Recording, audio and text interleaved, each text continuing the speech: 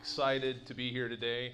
It's a pleasure to be talking to you guys about creating a culture of giving in your organization. For those of you who don't know me, I'm Paul Chason, one of the co-founders of Mediacurrent, and just a little bit about my background. I'm actually formally trained as a graphic designer and illustrator, and I'm a self-taught programmer. I've been working with Drupal since 2006, and that's actually what I started doing when Dave and I began growing Mediacurrent as a Drupal agency. I was the design and programming guy, and Dave was the sales guy. So over the last several years, we've kind of evolved that, and my day-to-day now includes managing operations. I help out with sales, and I still do a little bit of overseeing of design and technology. And when I'm not doing Drupal and helping run Mediacurrent on the weekends, you might find me strumming the pentatonic scale on my guitar, or at least fumbling through it, sitting behind a drum kit, or spending time with my family. Cool, and yeah, thanks, Paul. It's the part I always like the least because you have to talk about yourself. But Paul and I do at least want to give everybody sort of the lens that that we're going to be looking at these issues through today. So as Paul said, I'm one of the co-founders of Mediacurrent as well, and more on the business and operations side. Organically grown and sold 2 professional services companies, and I'm really passionate about sales, marketing, anything culture, open source related. So if you want to talk in the hallway, or if you want to talk at the after party about one of these topics, would love to connect with you. And as Kaleem mentioned, it's definitely a nostalgic day because I was real heavily involved with organizing the very first DrupalCamp Atlanta 8 years ago in 2009. And I know I can really empathize with the level of organization and logistics it takes to put on an event like this. So real quick, if you were involved with organizing the camp, can you just stand up real quick? And let's give a round of applause.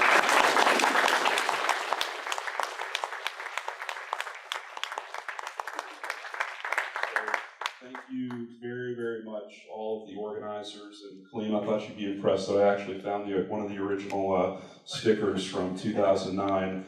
And I remember 2 things about that camp.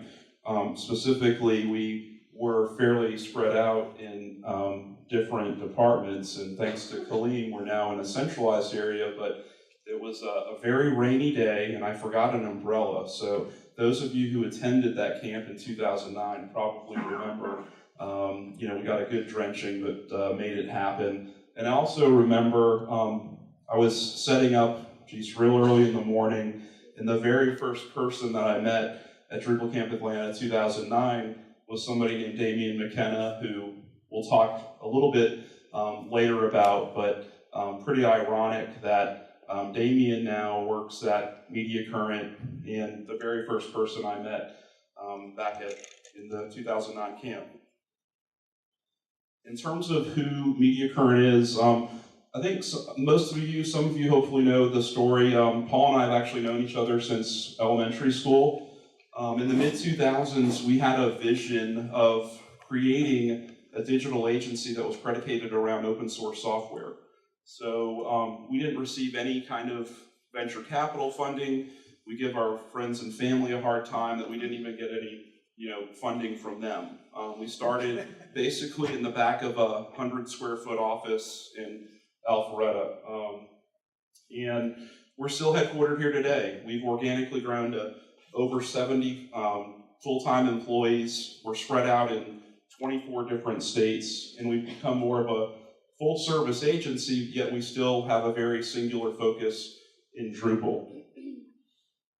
With this being DrupalCamp Atlanta, I thought one thing that would be pretty cool to share is the companies that have adopted Drupal in Atlanta is pretty darn impressive. So Habitat for Humanity is on Drupal, Georgia Public Broadcasting, Weather.com, the highest traffic Drupal site in the world, is literally up the road. Manhattan Associates, Turner, the International Relief Organization, CARE, higher ed institutions like Georgia Tech and University of Georgia. Yeah, all All are standardizing on Drupal. Really cool. And there's one particular project that hits home, particularly if you're a Georgia resident.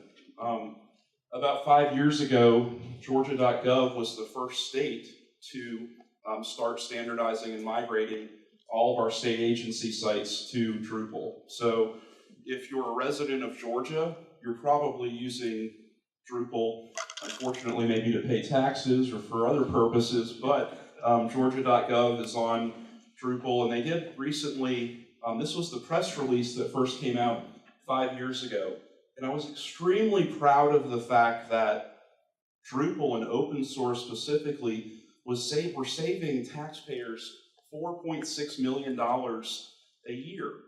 And these were a lot of the projections and the before numbers. And recently, the Georgia.gov team presented at DrupalCon kind of a 5-year retrospective.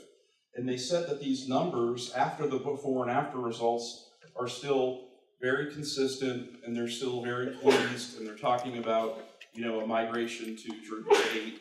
And so again, pretty cool. DrupalCamp Atlanta, our own state of Georgia, was one of the pioneers in adopting Drupal. So let me just frame what Paul and I want to talk about today.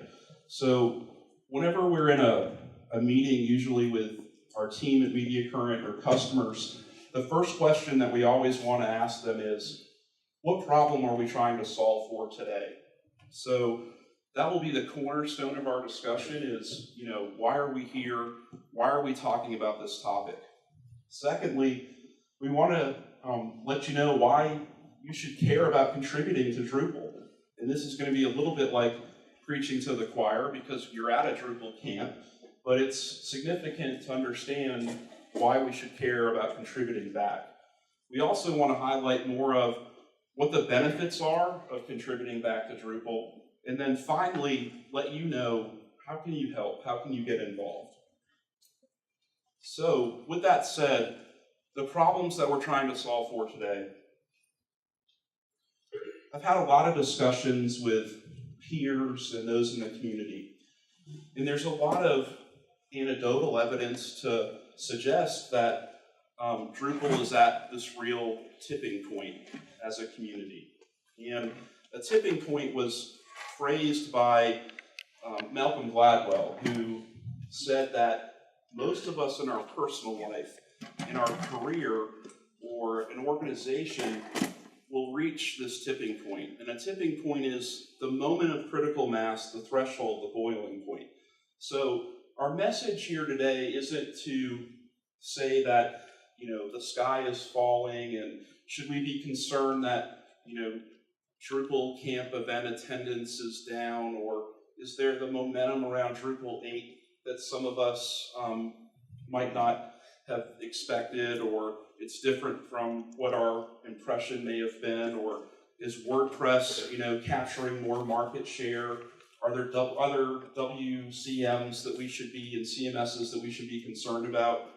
Our message is to really put more of a spotlight on the fact that scaling and sustaining a community is really hard. And it takes a lot of effort to continue to scale at the pace that we have been before. So our message isn't to say the sky is falling, but hopefully to really inspire you to get involved and for us to share a little bit of our experience of how we've got involved, you know, with the Drupal community specifically. Dries wrote a great blog post a few weeks ago, last month, and they looked deep at sort of who is involved in sponsoring Drupal development. And a lot of great data points, a lot of really good research. But one thing that Paul and I wanted to focus on today was more, you know, the why. Why do these individuals, why do these service providers, why do these corporations get involved with the Drupal community? So why should you care about contributing to Drupal and OSS? I'm going to segue over to Paul to pick up on that. As part of our research in putting together this presentation, I came upon this quote on the WordPress.org website, which I thought really embodies the core of open source. You get to be part of a large community, large supportive community that has an impact on the lives of millions and millions of people. Something you do in an afternoon can have an effect on people all over the world. And Matt Mullenweg, WordPress's creator, was the one who coined this quote. That resonated with me. A few years ago, organization local to Atlanta called the Task Force for Global Health approached us. They have a business unit they call TefiNet that needed a system that allowed researchers globally, public health researchers, to collaborate on finding cures for diseases in third world countries. And our team was given the opportunity to build that system. As a business owner, yeah, we generated revenue from that project, but to look back on that experience and say, wow, we actually had an impact. We helped, these researchers find a cure for diseases is hugely gratifying for our team. I want to talk about successful open source projects. I think it's important to kind of help frame our message and add some context. Several of these logos you're probably already aware of. We probably all are very familiar with Linux. Very long time, it's been around for a long time, started in 1991. WordPress, I just mentioned.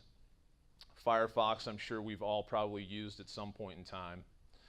And I also included a project that's kind of near and dear to me because I used to be a medical illustrator and did a lot of 3D animation, and found out that this Blender project, which is a 3D rendering and animation package that was originally created for small studios and artists to produce, Hollywood level movies and animations, started off something very small in the early 2000s, and it's now grown in popularity and has gained momentum because it's got a very large and thriving community behind it. So in all of these projects, we came away with several common patterns that existed amongst all of them. Clear contribution pipeline. They're all well documented. They have corporate sponsorship. They have a thriving community. The developers are users, and each have a non-protective license. So I'll kind of touch on a few of these in a little bit more detail.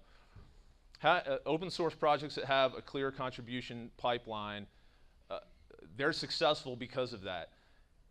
Open source projects need to have a very well-defined way for developers, and not only developers but other contributors, and we'll go into more detail on that in a few, other contributors to contribute back to the project. Documentation is absolutely a must-have for any successful open source project. Folks need to, developers, they need to understand how the architecture of the software works. Corporate sponsorship is important because it helps fund people's time when they need to focus on tasks long term, and they can't simply finish something over a weekend. Thriving community means there are active commits being committed to the source code on a weekly basis. The users being developers as well helps in usability testing, and licensing is also a big part of these, the success of these projects. On the far left end of the licensing spectrum, you have the GPL license, which is free and open and makes the software redistributable. On the far right end, you've got proprietary software. All of these projects are weighted heavily on more of the left end of that spectrum. Drupal falls right in the middle of all these. Drupal, the characteristics that have made it a success to date are shared. Drupal shares these same characteristics with all of these other projects. So, you know, we're at a point right now with the Drupal project where we've got great momentum going. But as Dave mentioned, we're at this tipping point and we need to push the ball forward. So I also wanted to kind of shine a light on why open source projects fail. And this was an excerpt from a book put together by the MIT Press and these researchers, Schweik and English. They analyzed about 174,000 open source projects. Of all of those, they found that about 17% were successful, and more than a third were abandoned after their initial release. So just, if you take a step back and you think about that, that's just a lot of wasted time and man hours. Why does that happen? A lot of times it's due to really the root of the issue, an unclear vision and not solving a real world problem. I mentioned documentation being very key earlier. A lot of these failures are due to poor documentation. There's not a great infrastructure within the community to communicate and contribute code back.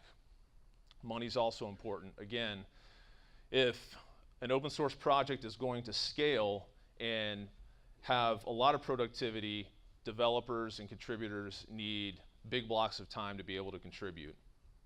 One often overlooked element to the success and failure of an open source project is operating system ubiquity.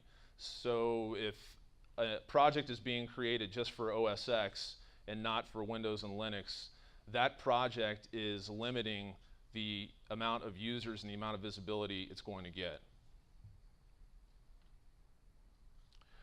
There are advantages to open source when compared to proprietary.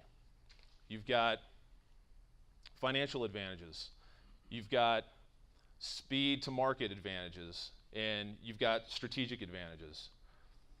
On the financial side, there's no vendor lock-in, you're not paying licensing fees.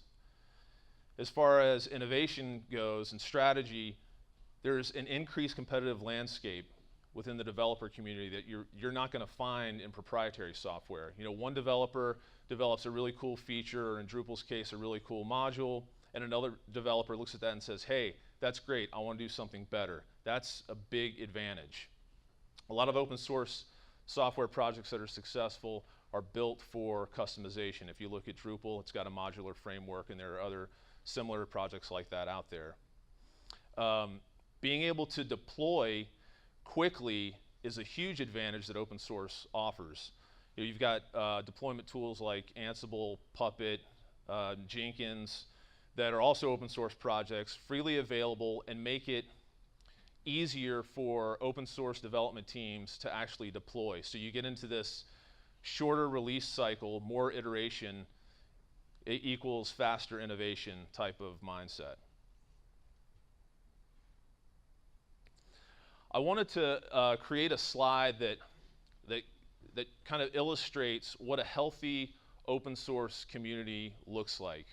And I thought this was a great example using kind of a yin-yang symbol. You know, on one side you have contributors, and contributors have a stake in the software. If you look at the health of an open source community, you know, contributors are learning all the time, they've got career opportunity, they've got stability because, you know, typically an open source project that's healthy has been around for a while and it's widely adopted, it's going to be here to stay for a long time. For users that are participating in these healthy projects, they are getting exposure to the community. So there's a direct, you know, feedback loop going on between the contributors and the users of the software, and the users are informing contributors, vice versa. Users are also exposed to cutting edge features, and users Two, have a stake in the software just like contributors. So you've got this symbiotic relationship happening. I'm going to hand it back over to Dave to talk about the benefits of contributing back. So in terms of the benefits, what Paul and I wanted to research and find out is what really motivates people and what are those benefits to those who are getting involved. And we looked at 3 different use cases. We looked at an individual who gives back. We looked at Mediacurrent's own personal journey to contributing, and we also looked at a corporation. So I like the poster child for open source oftentimes is Red Hat, and Jim Whitehurst was recently quoted as saying, as we march forward in open source, I think it is really important to hammer home that it is not about consuming cool stuff that other people did, it's about truly getting involved.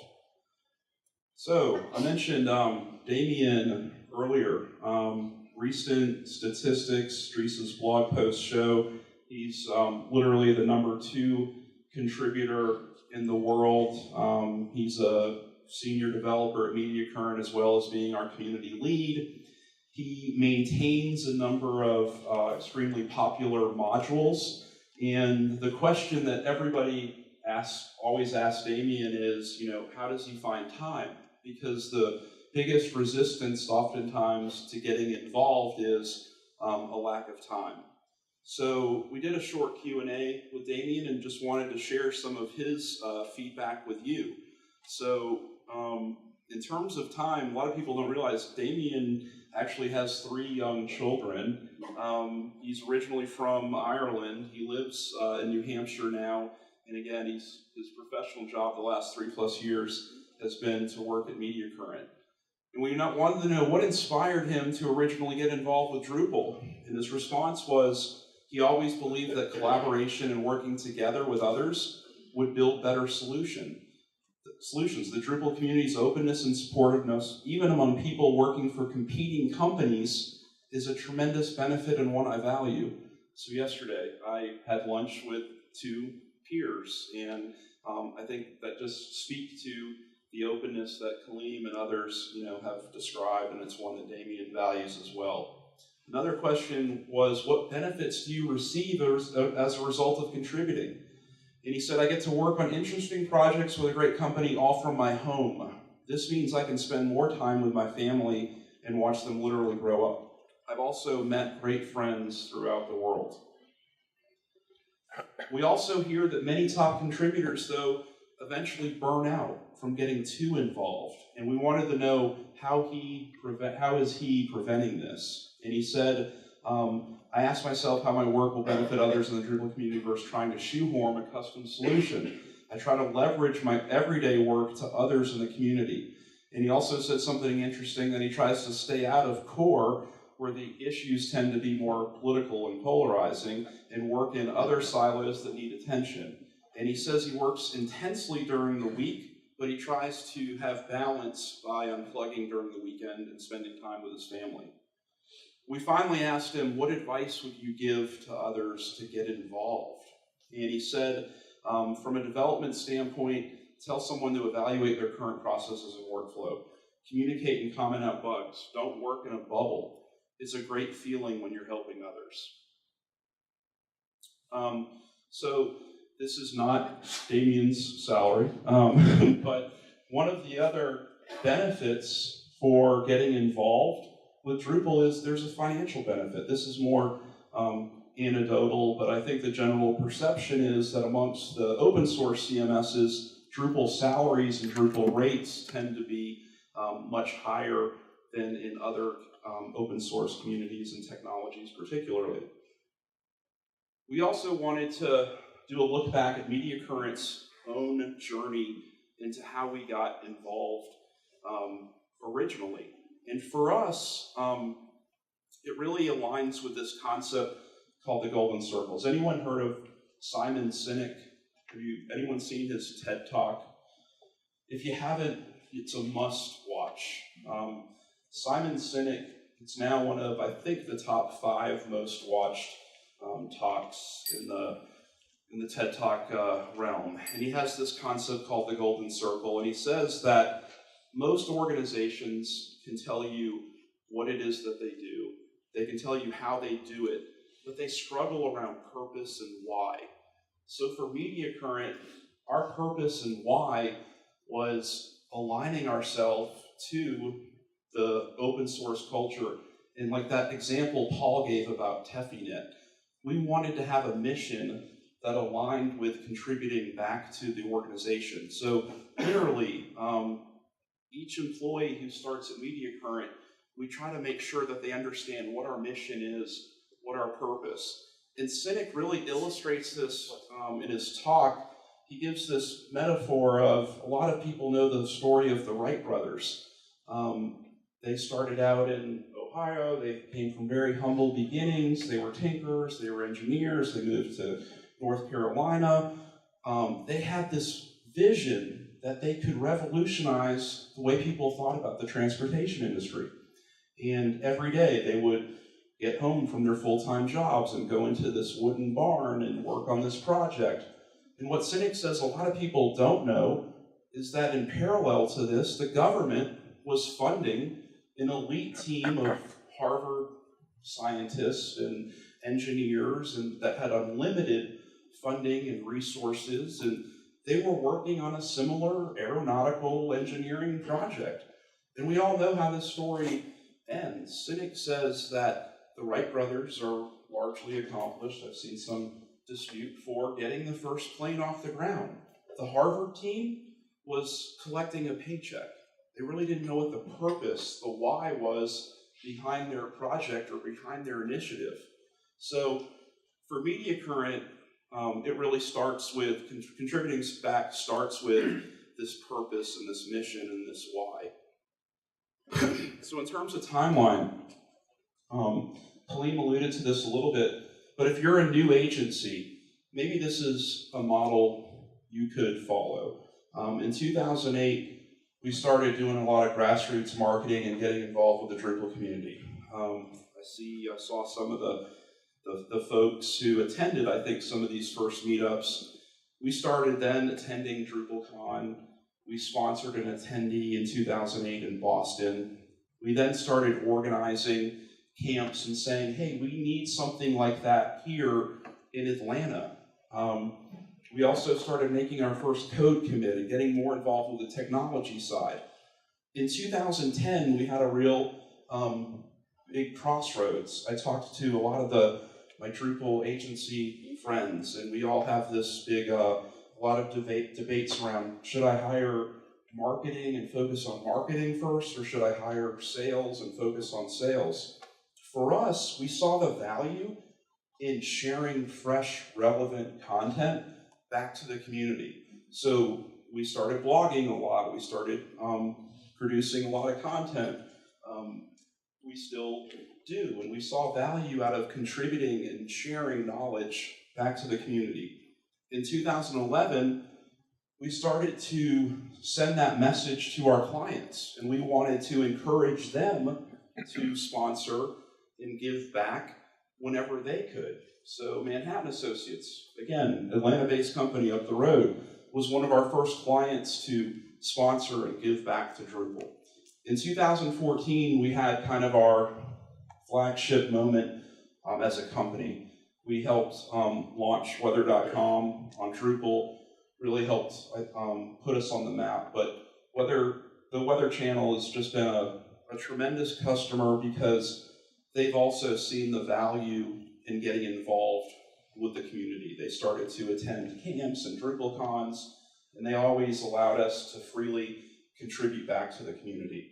And in 2015, Mediacurrent was actually acquired by a larger digital agency out of New York. So one of the other things that I would encourage you to do is, Paul and I really believe strongly in knowing your numbers. We track what kind of involvement we have in the community to be able to put a spotlight on it for our team. So this is an actual infographic from the end of 2015. We adopted 21 orphan modules. We released 14 modules at the end of the year. We had 10 projects sponsored by customers. Colleen, very happy to see you. Kennesaw State up there. Kennesaw State, we did a small project, and Colleen was great about making sure the work we did with rules was contributed back to the community. We also track the time that we allow the team to put back into the community. I think it's important to, again, to track that internally as part of your overall company structure. And it's pretty cool to get recognition.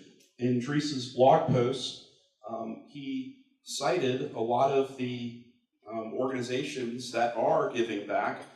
And it was cool to see that Mediacurrent is number 8 in the world. I think number 2 or 3 in North America. So we've created a culture that is trying to do our best to play our part and give back, and it's nice to see that recognition from Dries recently. And there's also one of the biggest benefits for us has been in recruiting talent.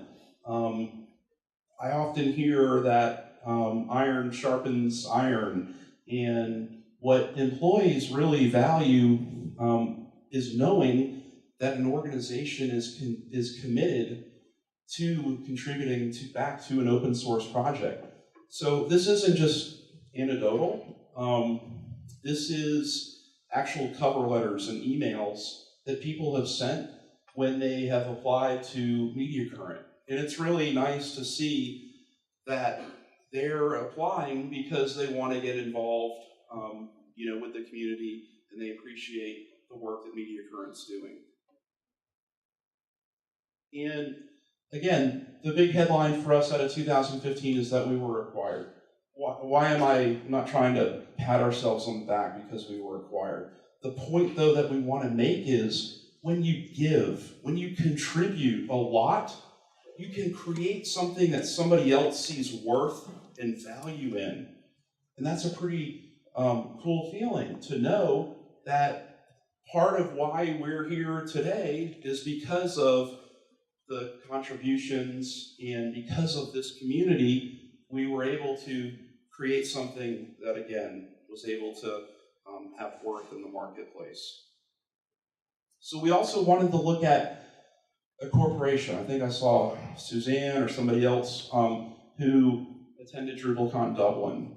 And if you haven't seen, there's a great keynote beginning of day 2 from Mike Lamb. And Paul and I reached out to him. He's in London. And we said, hey, we're preparing this session. We want to pick your brain on why is Pfizer giving back to the Drupal community? They have literally over 900 developers. They run over 2,000 Drupal sites. And we wanted to know a little bit more about, Mike's story. So rather than us tell you, let's hear directly from him. Go back to the frame. What? Individuals, all organizations, Drupal, as it is for individuals. If you are just coming to Drupal.org, downloading Drupal and building endless sites, but not getting involved in this fantastic community, you're really missing out on the best part of Drupal, especially now as there are more opportunities than there have ever been to really get involved. So I just want to talk about a couple of those where we're starting to get involved. So we heard about this yesterday, the issue credit system on Drupal.org. Who's heard about this before or heard about this yesterday? Fantastic. So I think this is a great opportunity. So if your job is working with Drupal, you should really go and make sure that your company has an organization page on Drupal.org, and that your team members, your vendors, really everybody who is involved in building your Drupal sites, involved in Drupal development, should attribute their contributions to your organization. And I think there are many, many reasons for doing this. Heard about some of those yesterday, but a slightly different perspective. Top of my list of why I encourage my team members to do this is it really shows your team the behaviors that you value.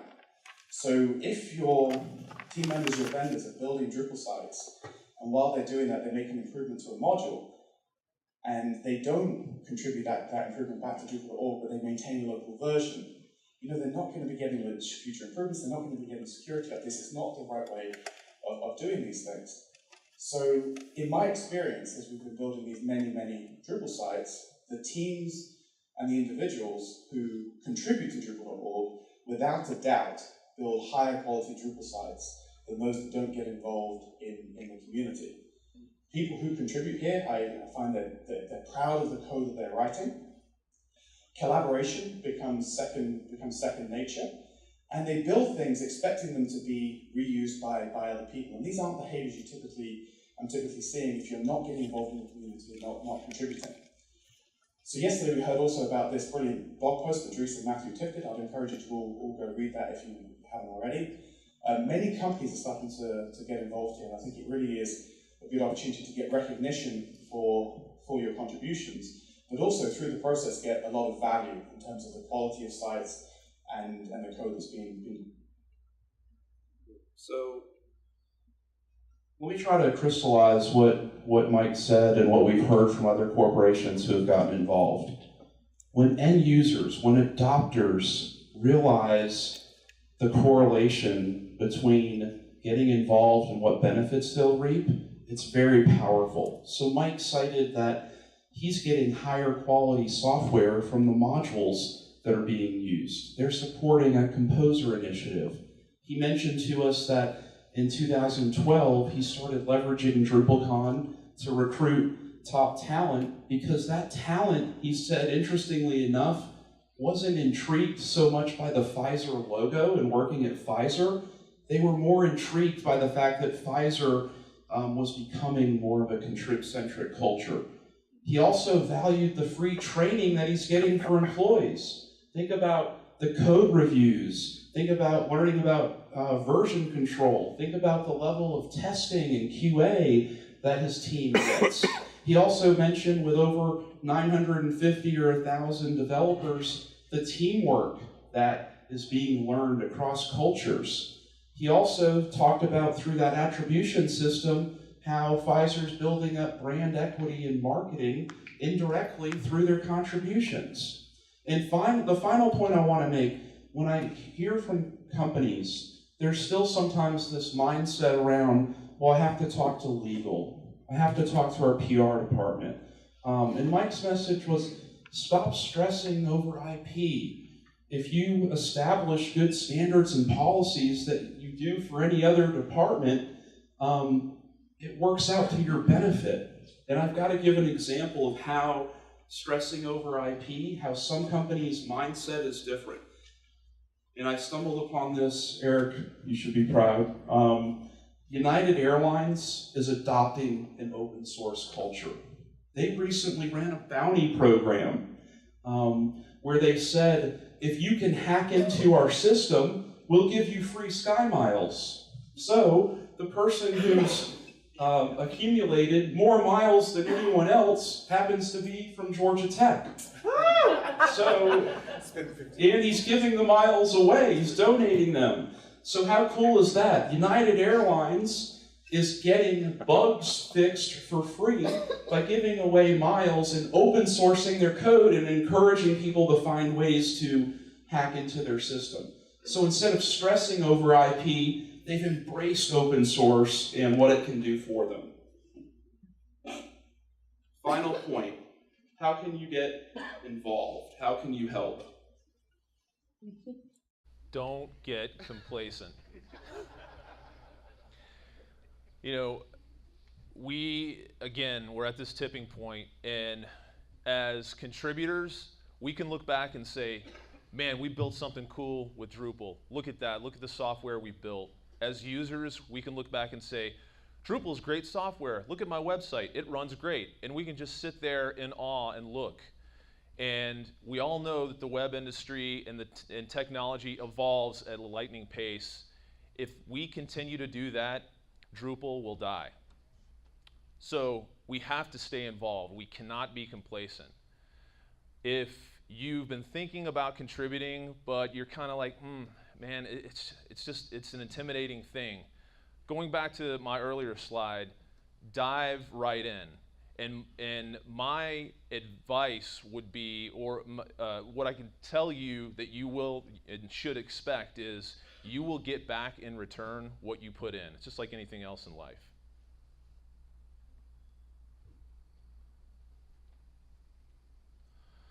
So when we were thinking about this, we are assuming that attendees fall into one of these three buckets here.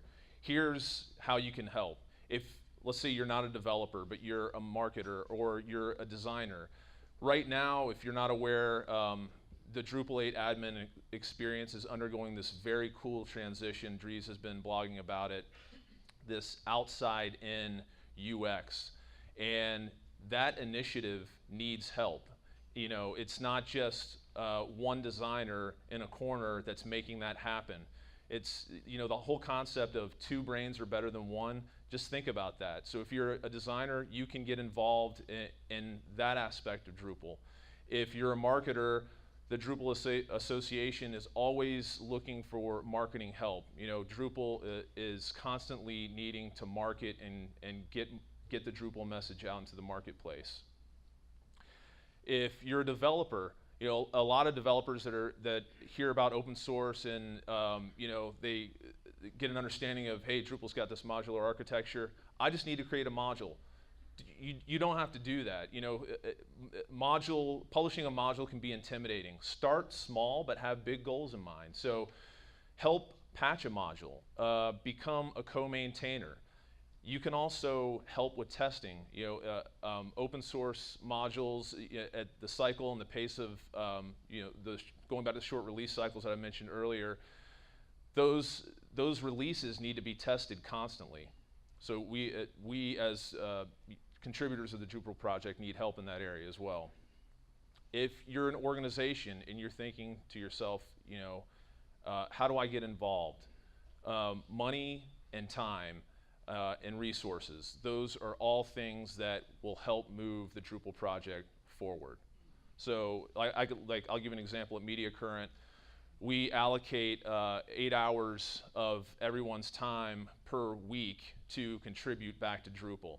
So it's just having that mindset of, hey, in my business model as an organization, I'm going to make it intentional to include open source contribution in that business model. So what can you do right now? If you don't have time, but you do have money, you can donate to the Drupal Association. We've included a link here. And if you've got time and talent, my recommended next step is going to the Drupal.org contribute page. It's a very comprehensive list of areas that the Drupal project can use contributors. And if you just want to talk to somebody about it, I suggest finding a developer here at DrupalCamp Atlanta and just pulling them aside. I'm volunteering the Mediacurrent team here. They're easy to talk to, and they are happy to help you get involved and help you learn and understand how to take the next step. And thank you for giving us your time and attention. We will take any questions.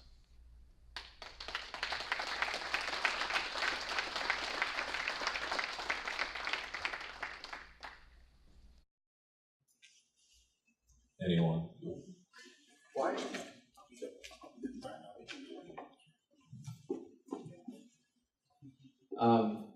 You started out talking about a tipping point. Why is there a tipping point now? Is it around the release of D8 and that kind of thing? Yeah, I think so. It's like I think it's just it kind of I think Gladwell says naturally sort of happens. There's just no it's kind of like the flywheel that sort of builds up, but there's not a lot of predictability around it. But yeah, in terms of why now, I think a little bit of it is burnout. I think some of the altruistic reasons that some of us originally, got involved with it maybe turned some people off. I think Drupal 8 was there's a long release cycle between 7 and 8, as we all know. So there's a lot of, when there's anticipation, maybe it doesn't meet the the expectations that some of us had in mind. And there was probably the biggest thing, I think, is just a need to recruit new blood into the community. As Paul and I said, like, one of the things we wanted to hopefully put a spotlight on here today was we need to inspire that next round of leadership and agencies and companies that get involved. And I think a lot of it is hopefully going to be around adopters of Drupal who don't always fall into the purely taking camp, and they realize the benefits of giving back. Yeah, I'll just to add to that, in my opinion, it's kind of human nature. If something's been around for a long time, it's reliable. You know, there's a tendency to have this mindset, or maybe subconsciously, hey, you know what, the other guy's going to take care of that. The other person's going to take care of that. I don't need to address it. I'll just keep consuming. And that's when we start becoming complacent as a community and really need to remind ourselves that this is something that we need to take care of and we need to groom. It's just like growing a garden. You know, a garden, it takes care and feeding. Next question.